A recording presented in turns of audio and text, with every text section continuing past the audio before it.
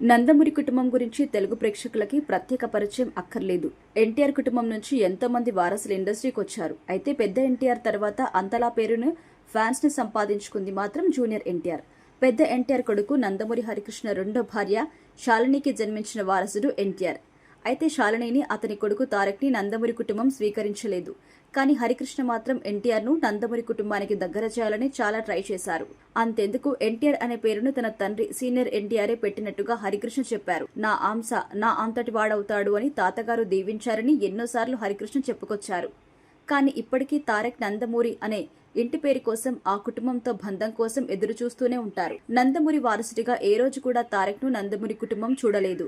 ఏ event అయినా function కైనా కూడా తారక్ వెళ్లి వెనుక నిలబడమే తప్ప ఆ కుటుంబంలో మనిషిగా మెలిగింది లేదు. ఎంత కాదనుకున్నా రక్త సంబంధాన్ని వదులుకోలేని అన్న కళ్యాణ్ రామ్ మాత్రం తమ్ముణ్ణి అక్కున చేర్చుకున్నాడు. దీంతో ఎన్టీఆర్ ను చేరదీసినందుకు కళ్యాణ్ రామ్ ని కూడా నందమూరి కుటుంబం పక్కన పెట్టేసింది.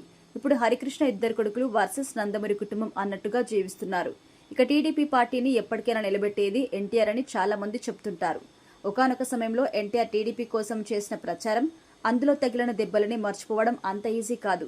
ఇక టీడీపీకి ఎవరైనా వారసుడు ఉన్నాడు అంటే అది ఎన్టీఆర్ అని ఫ్యాన్స్ బల్ల గుద్ది మరీ చెప్తారు. అయితే అసలు ఎన్టీఆర్ ని నందమూరి కుటుంబం వెలివేయడానికి కారణం ఏంటి అనేది ఎవ్వరికీ తెలియదు. కొందరు శాలిని వేరే మతస్థురాలు కావడంతో ఆ కుటుంబం అంగీకరించలేదని చెప్పుకొస్తారు. ఇక తాజాగా నందమూరి వారసురాలు ఎన్టీఆర్ కి అత్తైన దగ్గుబాటి పురంధేశ్వరి ఎన్టీఆర్ గురించి సంచలన వ్యాఖ్యలు చేసింది. ఎన్టీఆర్ ను నందమూరి కుటుంబం దూరం పెట్టడానికి చాలా కారణాలు ఉన్నాయని కూడా ఆమె చెప్పారు.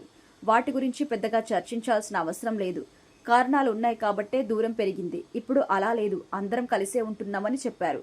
దీంతో పాటు ఎన్టీఆర్ రాజకీయ ఎంట్రీ గురించి మాట్లాడుతూ, ప్రస్తుతం ఎన్టీఆర్ది చాలా చిన్న వయసు, అలాంటప్పుడు రాజకీయాల్లోకి రావాల్సిన అవసరం ఏముంది?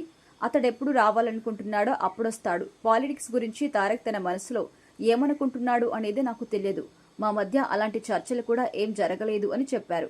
ప్రస్తుతం ఈ వ్యాఖ్యలు సోషల్ మీడియాలో వైరల్ అవుతున్నాయి.